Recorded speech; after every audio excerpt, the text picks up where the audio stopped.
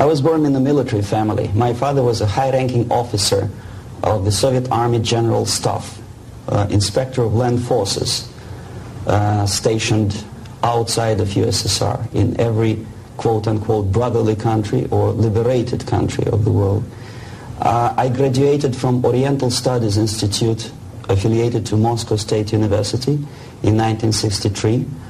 I started working with Novosti press agency, the biggest propaganda and ideological subversion organization of USSR, which is directly under KGB. Ostensibly, it's a public news agency. Novosti in Russian language means news, but there are no news. It's mainly propaganda. My first job was a translator with Economical Aid Group in India. We were building refineries and other industrial projects in public sector, socialist sector of India.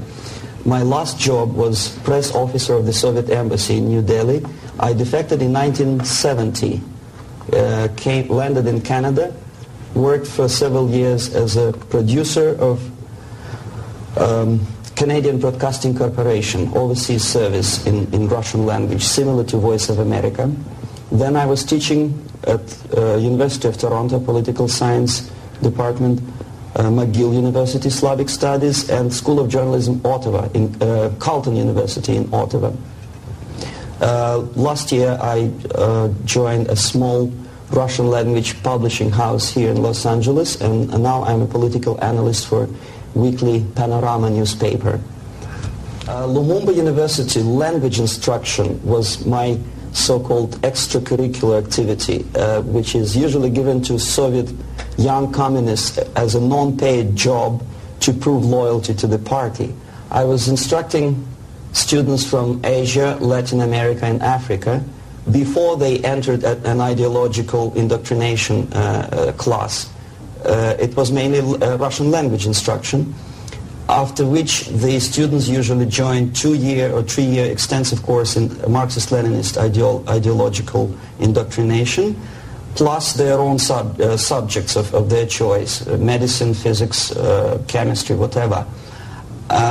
If after 5 or 6 years studying they are proven to be, well, flexible, loyal, cynical enough to follow the Soviet foreign policy, they are being transferred to a KGB school for a period of 2 years, after which they are being dispatched back to their native countries and become so-called sleepers. The word originated from sleeping. For several years they sleep in their own countries doing nothing. Sometimes they're pursuing their own careers, become lawyers, doctors, teachers, taxi drivers, barbers. And they spring into action after many years of destabilization of their own countries as Soviet agents. Therefore, all of a sudden you discover well-established lawyers in a country like Nicaragua who are, for some strange reason, are bitterly against quote-unquote American imperialism and idealistically for Soviet Marxist-Leninist imperialism. I joined Novosti Press Agency before I graduated from the Oriental Studies Institute, where I studied Hindi and Urdu, 2 languages of Indian subcontinent. Urdu is the language of Pakistan and Hindi is the language of India. The journalistic part of my training was ordinary journalism, mass media, communication theories and studies. Together with that, we had a very extensive training in military, civil defense, intelligence, and ideological subversion. So even before I graduated, I started working with Novosti Press Agency, first as a translator, interpreter, and guide with foreign delegations who were invited to USSR and who were shown all the beauties of socialism and dispatched back to their countries to explain to their people how beautiful is socialism. My role was directly linked with KGB activities of brainwashing and psychological assessment of these guests. If they showed any sign of flexibility, which means they showed that they were recruitable, I passed them over to professional KGB recruiters, and from there on they were actively being involved in ideological subversion and propaganda, both in USSR and in their own countries.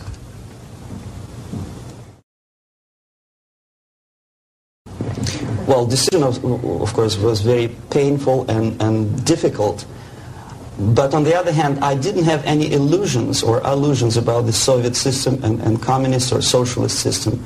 It's the most rotten and unworking system in the world. Some people call it state capitalism, socialism, centralized planning, whatever. It doesn't really matter what kind of name you attach to the system. Basically, if you're a religious person, it's a devilish, satanistic system which appeals only to the most primitive, negative side of human nature. The basis of that system is denial of private property, human dignity, and personal responsibility, and of course any religious affiliation of a human being to God as a supreme being. My dissatisfaction, disillusionment, if you can call it, because I never was illusioned with the communism, started as early as from age 6, I guess. The first shock was after the Second World War, when most of the children of my age understood that United States is the friend with whom together Soviet people defeated Nazism, German fascism, all of a sudden turned into an enemy. And all of a sudden the propaganda turned 180 degrees around, and we were brainwashed in the spirit of hatred to everything which is American. But how could you explain to a child of 6 years old who owes his survival to American spam, condensed milk, egg powder, and things which you probably people never remember because nobody eats them these days, spam meat, you know what I'm talking about? How can you explain to them that these delicious things came from an enemy who wants to subvert and destroy us? It's impossible, because the child remembers when he was hungry, he was eating spam and drinking condensed American milk with the American eagle on the label. So all the efforts of the Soviet propaganda to convince me that America is bad was futile, naturally. That was the first shock. The second was this 20th Congress of the Soviet Communist Party, when Khrushchev revealed the atrocities of Stalin, terrorism, and murder, systematic murder of millions of innocent people.